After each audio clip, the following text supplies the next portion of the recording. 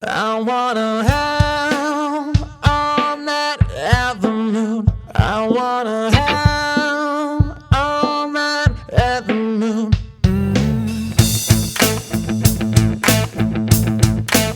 Come on. Hi pumpkins! We're going to talk today about something that's a little bit controversial.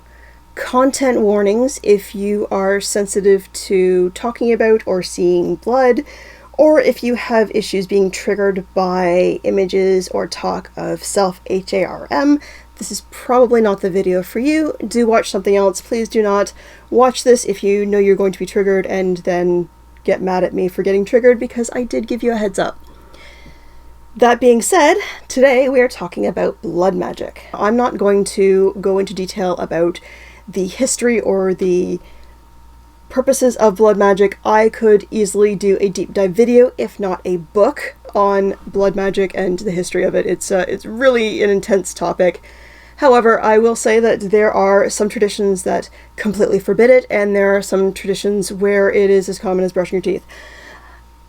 I am somewhere in the middle on that. Blood magic is something I do when I really want an oomph, but is not something that I do a lot. It is, though, however, in my traditions, both in Celtic Reconstruction Surgery and in Chaos Magic, quite common. So for me to do blood magic is not similar to, I don't know, me doing communion, which is a blood magic ritual in itself if you think about it.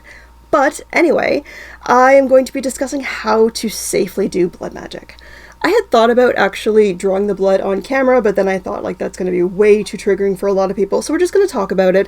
I am going to show you a sigil that does have a little bit of blood on it, so that's the extent that we're going to go. On TV, you see people take the blade and slice their hand, and then they squeeze, and that's dumb. Don't do that. For a number of reasons. One being that there are a ton of tendons and nerves in the palm, and the odds of doing some sort of damage is pretty high. Secondly, it can be very prone to infection because our hands are used for everything. Thirdly, you may need stitches, and my rule in magic, as is my rule in sex, is that I do not want to do anything that I have to explain to the ER nurse. So cutting your palm with a big blade, not what you want to be doing.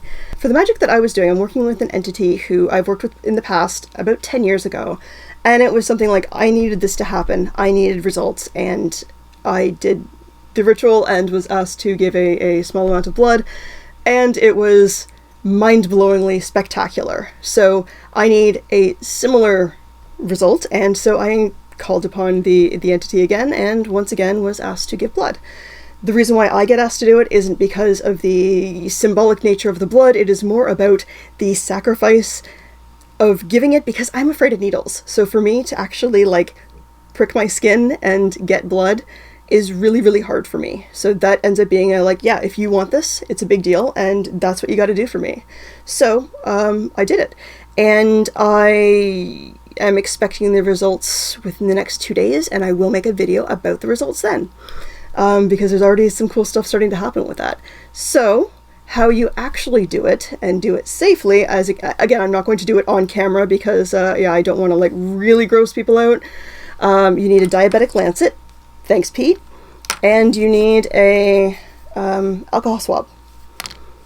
You also need a sigil that is charged and represents the entity you're working with. So, I spent a good half hour, 45 minutes working with the sigil, chanting, charging the sigil. It was ready to go.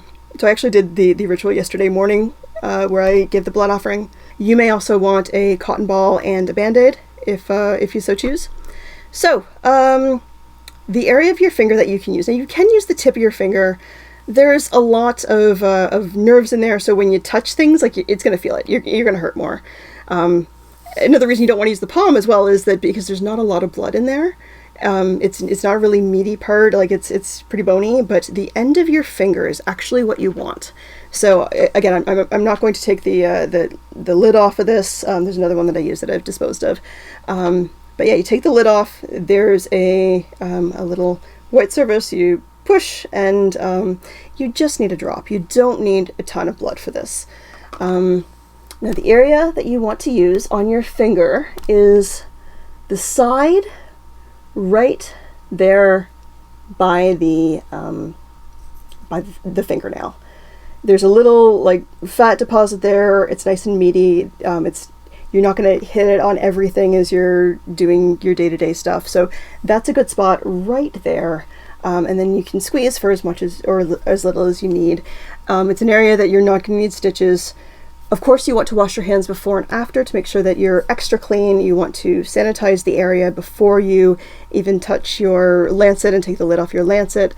And you want to have your Band-Aid and cotton swab ready to go if you choose to do that. Now, I don't usually use a Band-Aid when I do this. I just take the alcohol swab that I've already used and push it against the incision spot or the lancet spot until it stops bleeding, and that's plenty for me. So after you have your drop of blood ready, then you have your pre-charged sigil, and you give it an offering of blood. So this is the sigil that I use. Content warning, it does have a spot of blood on it. If you can't look at it, please don't. But yeah, so this is the sigil that I used, and yeah, there's a little bit of blood on there. And if I was to do this again, I would probably use the same sigil because the sigil now represents that entity for me. Yeah, so I have never not had blood magic be effective.